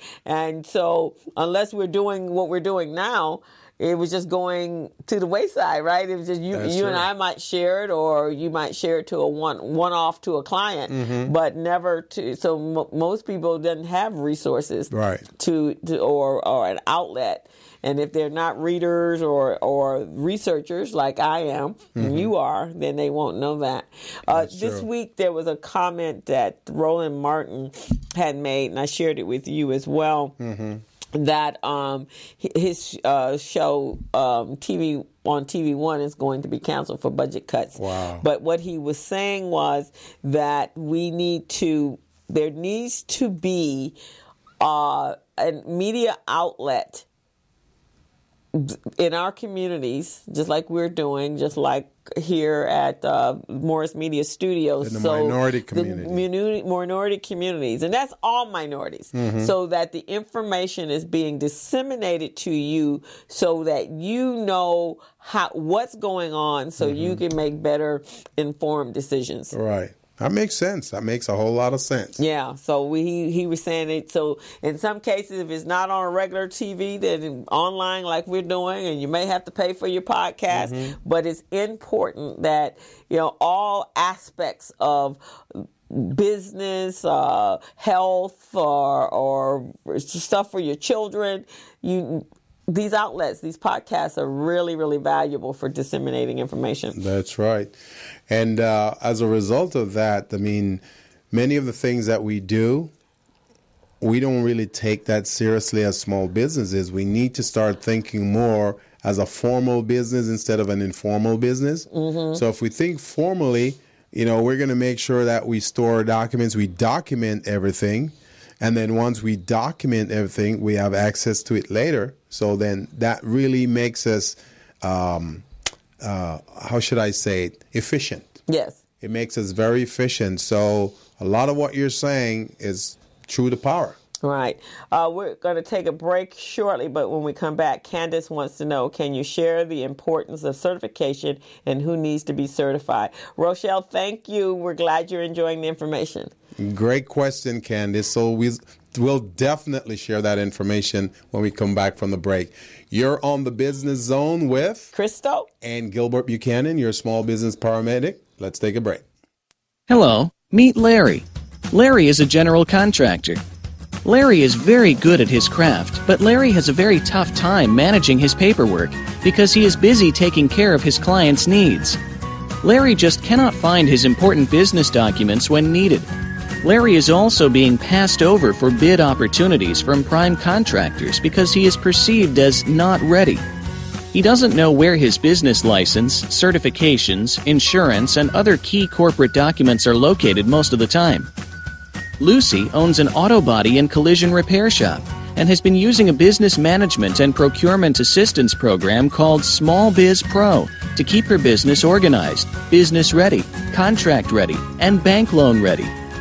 Small Biz Pro is a 3-in-1 cloud-based business management, procurement, and market research assistance system designed to help businesses become business ready, contract ready, and bank loan ready. It also provides back-office operation solutions for small businesses. Lucy is able to stay ahead of her competitors because she uses Small Biz Pro to manage her business daily. Lucy just clicks on Small Biz Pro from her tablet, mobile phone, laptop, or any internet-accessible device for data retrieval, and she's got it. Lucy introduces Larry to Small Biz Pro, and now Larry is more organized and can now find all of his documents and new bid opportunities in seconds. Larry now saves $120 in labor costs for each missing or misplaced document. Just simply go to your web browser and log into smallbizpro.net and register today for a limited 30-day free trial offer. Services start as low as $1 per day. Let's put the competition out of business. Small Biz Pro. If you stay ready, you don't need to get ready. Register now at smallbizpro.net and begin saving money.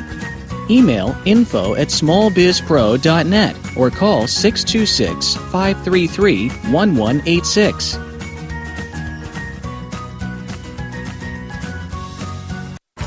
Every day, on every street, in every town across America, small businesses show their love to you. With some friendly advice, a genuine smile, and a warm welcome, they make your town, well, your town. That's why American Express is proud to be the founding partner of Small Business Saturday, a day where you get to return that love, because shopping small makes a big difference. So on November 25th, get up, get out, and shop small. So we're back on the Business Zone. Crystal, go ahead. Crystal. And Gilbert Buchanan, your small business paramedic. And so we're going to give a shout out for Candace Pilgrim Simmons, who's on Facebook Live. And Candace, and we were just talking about her marketing tools. So because we're talking about small businesses and it's the holiday season, Candace has some amazing, beautiful clothing over in her boutique, all that and more. So go over, and she's in Jefferson and Overland in the Raintree Plaza. Make sure you go check it out. Support your local small businesses. And one of the things that I want to put out there, some facts that we got from American Express this year. 108 million people supported small businesses this year. That's fantastic. 108 million. Yeah. So the question you want to ask yourself, are you one of that 108, or you want to be 108 million and one person that's going to go support small business? Candace is a small business, and she definitely needs your support. So go on over and check it out. And Gilbert, she says she has a men's corner. Oh, really? I'm going to have to come check that out, he's going to have to come check it out. And she also was saying that Natalie Goucher is her social media coach, and she does her best to support local designers and collaborate with small businesses. Now, I want to do a shout out, and I didn't do this last week, to Miss Natalie Goucher. She just gave birth to the most amazingly beautiful baby girl. Oh, yeah. The November, I think it was after Thanksgiving. It was like 2 days after Thanksgiving. She was so ready to give birth, the baby came in the car. So she has a beautiful baby, absolutely gorgeous baby. So she's out resting and being mommy, and much respect. She's enjoying her new child, and her oldest one is helping. And so congratulations, Natalie and Nick. We are so happy for you, and I can't wait to when the public can come visit the baby. That's right. Now, Natalie, was she at that Christmas party last week that we were at? No, Natalie's been in confirmation all year. So you have not met Natalie. No, I haven't met her. She is a phenomenal woman. Yeah. She does social media like no one else on the planet. She does different than Jennifer, because Jennifer does management of daily accounts. But Natalie is actually a social media coach. She teaches you how to do it and how to make it very effective. Well, and so she's very, very good at it, and she does a lot of webinars. Yeah. I've taken a class with her. So, because next year, that's what I want to add to my repertoire. I want to do webinars, and I want to actually, and I'm going to talk to you about it. We can do some workshops and classes with Lucidity and academia. There's there's so many online platforms that we could actually do, and this would fit really well because academia is actually in a college type of setting. So you can charge for the webinars. And it comes through the whole platform. You market through the webinars and everything. That's good. That's good. So before the break, our listener, Candice, had a question for us about certification. And I definitely want to answer that for you, Candice, in the best possible way so that the information can be obtained and garnered by all other small businesses out there as well. So the question is, what is certification? Now, certification is a process by which a government entity or some commercial entity certify your business, your small business, wherein they require certain documents to prove your ethnicity, your gender, or your economic disadvantaged status to show that you're not rich, you're downtrodden, and you can hardly make it. So those are the things that they look for. And then they also look at the region that you're from, and then they may ask you for a few other documents. Now, they'll ask you for documents like your birth certificate, those types of things, just for verification. Now, once those things happen, a document is issued to you as a small business, and then that document certifies that you are a certified either small business, a woman-owned business, a disadvantaged business enterprise, a disabled veteran business enterprise, or an SBA 8A certification firm, or any of those. So that's how the certification process goes. Now, the reason government entities decide to certify small businesses is because they had to set aside X amount of dollars for economically disadvantaged or woman-owned businesses. And some would come in and say, hey, I'm a small business. Give me opportunity. And these may not be small business because, one, they may fall within a certain threshold where the revenues that they generate is way, way above what the required revenues are supposed to be. Which leads me to my next point. Part of the small business certification process, if you're applying through Metro, then that threshold is 1.32 million. So if your personal net worth is more than 1.32 million, then you're not a small business. You got to own 51% or more of the business. So you can own it by yourself, or you've got a group, a team of individuals who will attest the ownership of the business, running and operating the business. So those are things that you want to know before you pursue certification. And it depends on the certification that you're looking at. If this certification is for woman-owned certification, then they're going to be looking for gender stuff. They're going to look to see that you are the person who is running and controlling that business. The daily operations is run through you. The checks that are signed, the hiring, the firing, all of those things are done by you. So that's really what the certification process is about, Candice. I hope I didn't give you too much of a long-winded response, but I just wanted to break it down a little bit. Okay, so she says very interesting. Also, and it might be good, Candace. She wants to know who needs to be or who can be certified.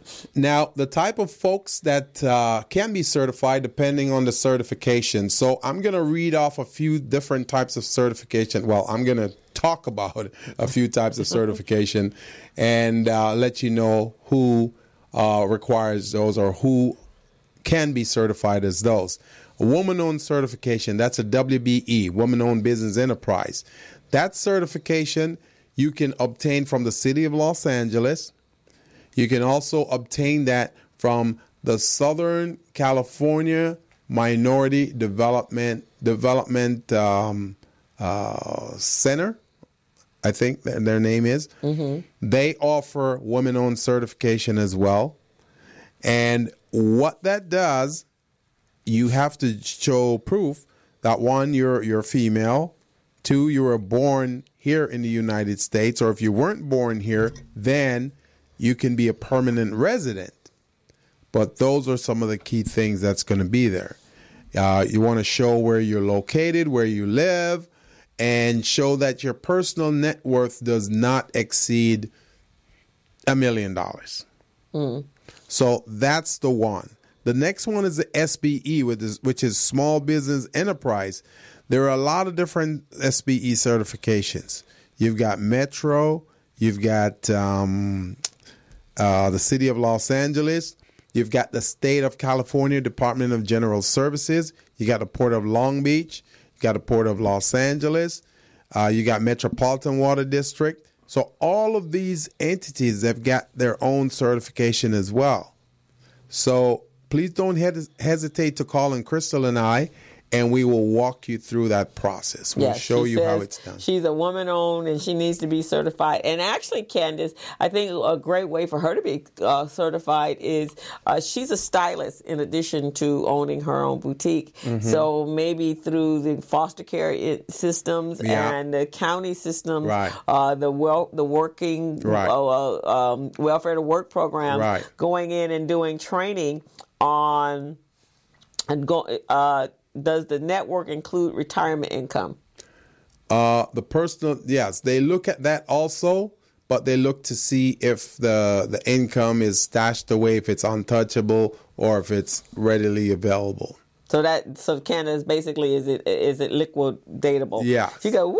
Yeah. Yes, I'm a stylist too. So one of the things that you can do, Candace, we can talk to you about that, is there should be RFPs out there where you can, teaching young women how to dress professional to go to work. That could be an RFP through the county systems and LACO, LA County of Education, and some other entities. I think they have personal development of monies available in the foster care system, and especially for the young people that are educating out, that are emancipating out. Yeah. So we can look at that, Candace, and get you certified. And that would be phenomenal, because that kind of feeds into your service work that you do. But at the same time, you can get paid for it. And just so you know, Candace, the County of Los Angeles right now, they've got $4 billion in contract in dollars right now that they're looking to award to small businesses.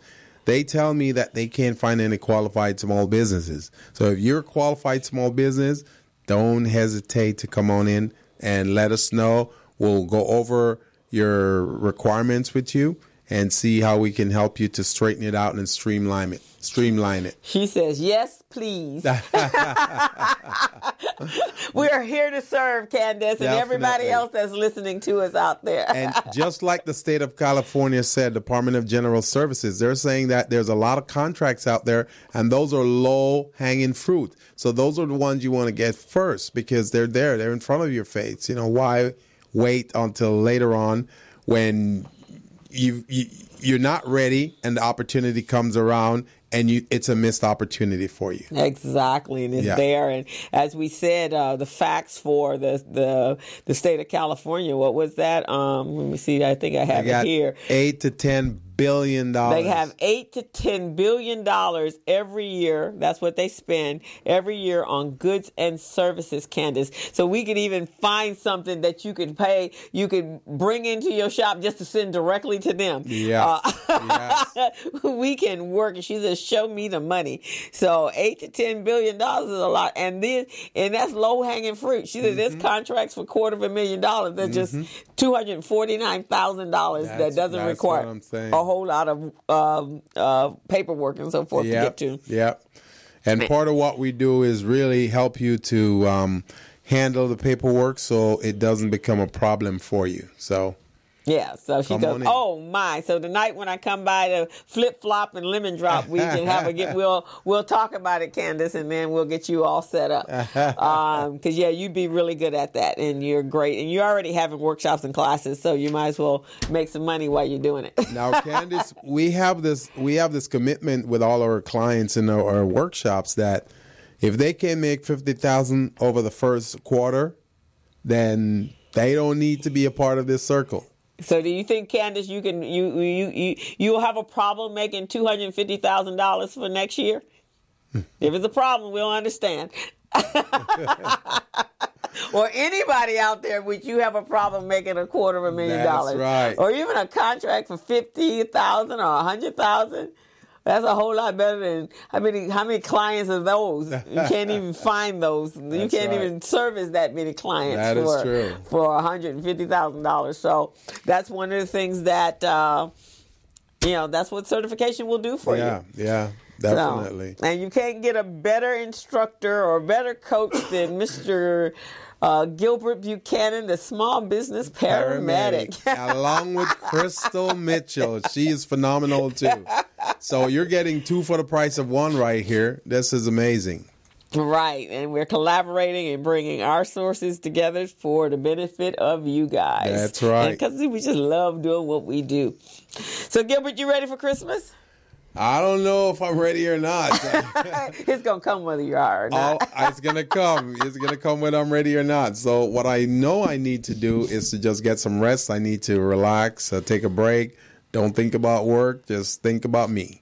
Right. So, well, everybody should be really shutting down. I got work to do. I got to put together curriculum because I start class January 3rd. Oh, yes. So I got to do that. I have to finish some proposals for our RBD sponsors. So I'm going to do that. I'm going to knock out another. I'm supposed to be writing a blog post every day for the 30 days. So I'm like real behind. So this weekend I'm going to knock out about another 6 articles, and then I'm going to blast them all out there. I want to see those too. Yeah, so you can contribute. This is our new blog. We have our blog is the Business Zone with Crystal and Gilbert. Yeah. Here is what it looks like. This is one of my blogs. And so just send me an article over and I'll upload it. This is good. And with your byline and on information. So that one is a one that I did on 4 steps to increasing your revenue in for 2018. 2018. Sounds very good. Yeah. So we can you can start doing some on certification. Sounds good. Well, this coming year, I'm going to be so busy. I'm going to be all over the place helping small businesses. But what we want to push and promote here on this show, though, Crystal, is the fact that we're going to help some of these small businesses become contract ready, business ready, and bank loan ready. Exactly. So we have that going on. We're taking our media outlets to another level next year. We're going to be on Channel 36, the West Hollywood Public Access. We have, I think it's called Access, and then ATT Uverse. So we have that going on. I'm going to write contribute to a book on women leaders. Margot Lovett, that was on our show. Yeah. She's referring me over to somebody who's already a publisher, who already is a published author. And so she wants the chapters from contributing women in business and leaders. So I'm going to do that. That's the first step in my book. That sounds good. Sounds good. See, they said the journey of 1,000 miles begins with the first step. So you're making right, the exactly. first step. And you don't want to die with your book in you. That's what I'm right. hearing from everybody. That's right. So want to get it out there. Right. So that's been on my to-do list for a while. I'm going to start launching webinars. That's why that would be good for you. So you don't have to be traveling all over to every place. True. You could do on webinars as a series. Go in and do one, and then come back and do a series of them, and never leave your house. That's my pledge. Your office. That's my pledge for 2018. I was talking to my programmer today, and that's exactly what I'm going to do, because running from point A to B to Z is just too much. Yeah, it's wearing you out. So I got to be able to use our time efficiently, so that we can maximize it while we have the platform to do so. So those are some of the things. I'm going to lay out my vision board in January. The week of leading up to New Year's, and then I've written out my plan and go into more detail, and so I'll have that out in the universe and let it all come together. That sounds good. So what's the plan for Small Biz Pro? Well, the plan for Small Biz Pro, we're enhancing Small Biz Pro right now. We're working with our developers. We're doing some great work, and the Small Biz Pro is going to be much, much more robust. It's going to be able to accommodate a lot of different features and platforms, and it's very scalable. We're talking to Vermont Slauson right now to have them use Small Biz Pro as their primary business management, storage, procurement system, and market research, and it's working well. It's working pretty well. Oh, good. That'd be fantastic. Yes. And we'll find some other organizations. Once one get on board, then everybody else kind of comes along. You just needed that one, and that's a good one because of the fact that their relationships with the financial banks, and they use a lot of smaller banks. Right. They're partnered up with a lot of small banks. Also, that'll get you back into the SBA because they do a lot with the SBA. Yes. So, and speaking of the SBA, we need to bring Victor Parker on our television show. Yes. So we can talk a little bit about economic opportunities for different small businesses and different ethnicities. Yeah, I think when we do the Christmas show next week at the station, then we'll get the list of the dates that will be slated for next year, or at least for January. That sounds good. So we can check with Victor on his availability and get him in there. There's quite a few people. Virgil will be a good one, the guy that we were going to have on the show today. Yeah. He would be excellent because that's a broader marketplace for that he's working in. There's quite a few people. We probably should start looking at bringing in some other bankers. Yeah. Probably could get Peter Jackson from City National, or I think the other guy that runs it, and a couple others. And then we need to get some people in from the Hispanic chambers. Yes. As a matter of fact, we're working on getting the U.S. Bank on here, representing the Latino community.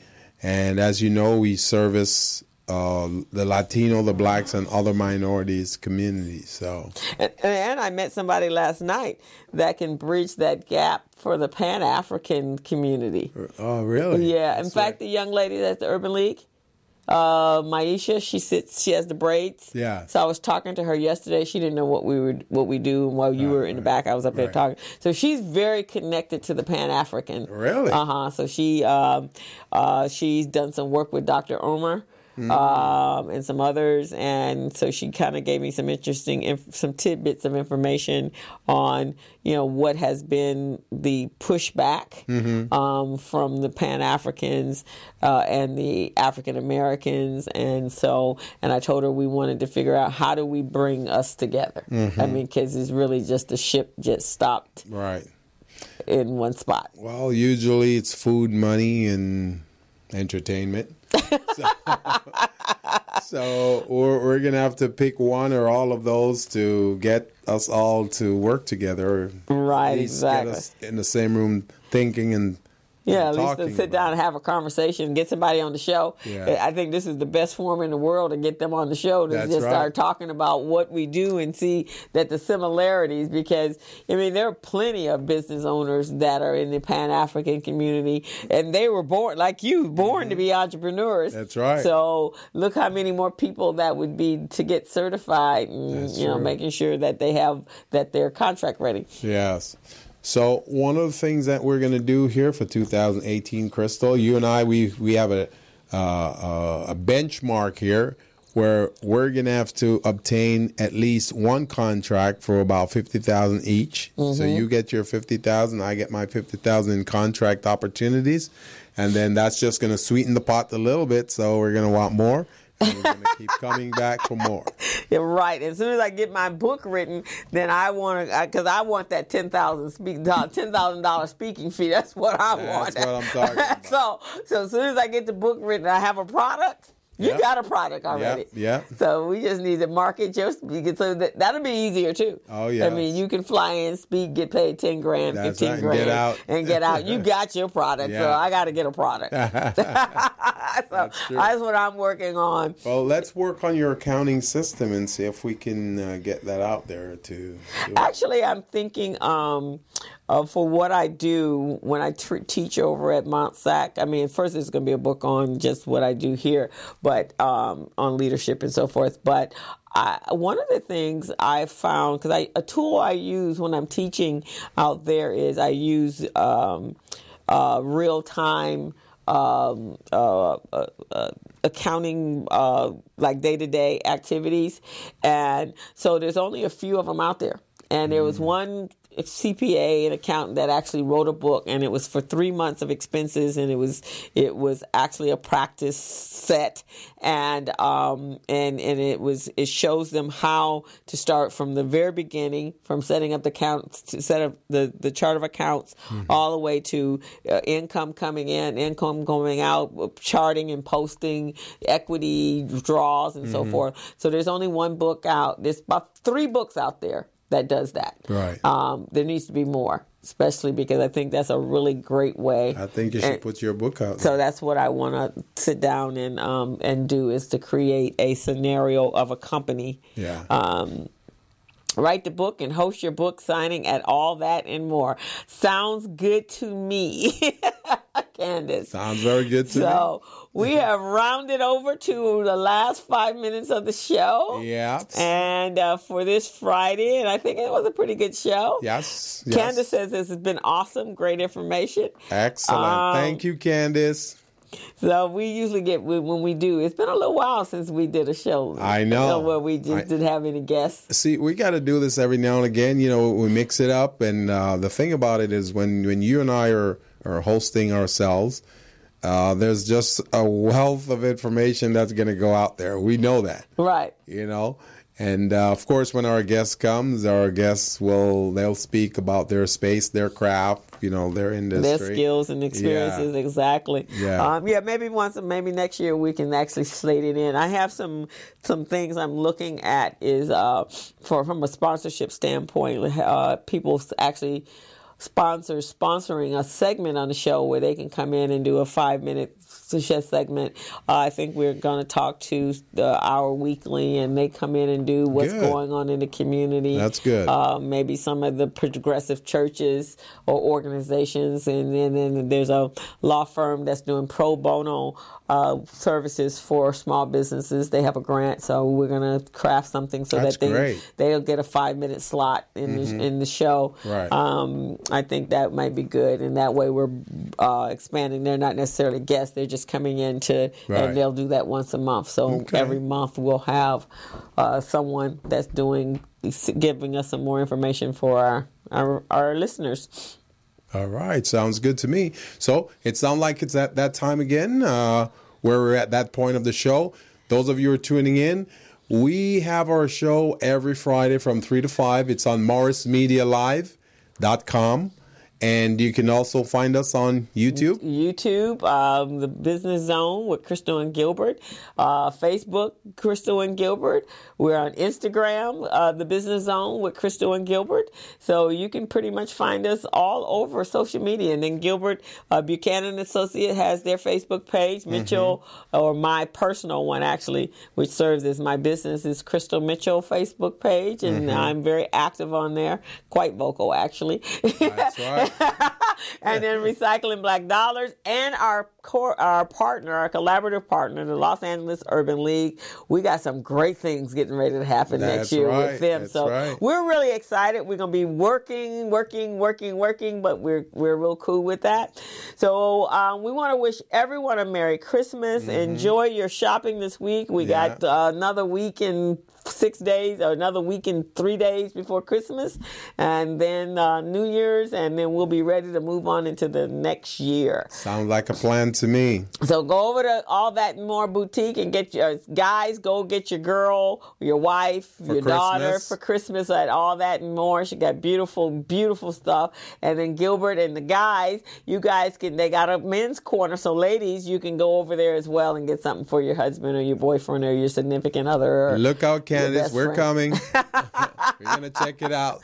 So with that being said, we'll see you guys next week. Have a fantastic weekend.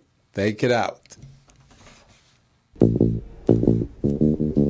As a small biz pro, I saw we roll, using procurement, program, and control. As a small biz pro, I saw we grow, using procurement, program, and control. I'm a businessman, yes, I'm an entrepreneur. Oh yeah, I'm a businessman, yes, I'm an entrepreneur. Oh yeah, I'm a businessman, yes, I'm an entrepreneur. I'm a businessman, yes, I'm an entrepreneur. Oh yeah. Crystal Mitchell, do you have my business plan? Just review the pages of my marketing plan. Crystal Mitchell, do you have my business plan? Just review the pages of my marketing plan. Got my capability statement, yes, I'm ready to go. Got my balance sheet, my P&L, my statement of cash flow. I'm a businessman, yes, I'm an entrepreneur. Oh yeah, I'm a businessman, yes, I'm an entrepreneur. Oh yeah, I'm a businessman, yes, I'm an entrepreneur. I'm a businessman, yes, I'm an entrepreneur. Oh yeah. Crystal Mitchell, do you have my business plan? Just review the pages of my marketing plan. Crystal Mitchell, do you have my business plan? Just review the pages of my marketing plan. Got my capability statement, yes, I'm ready to go. Got my balance sheet, my P&L, my statement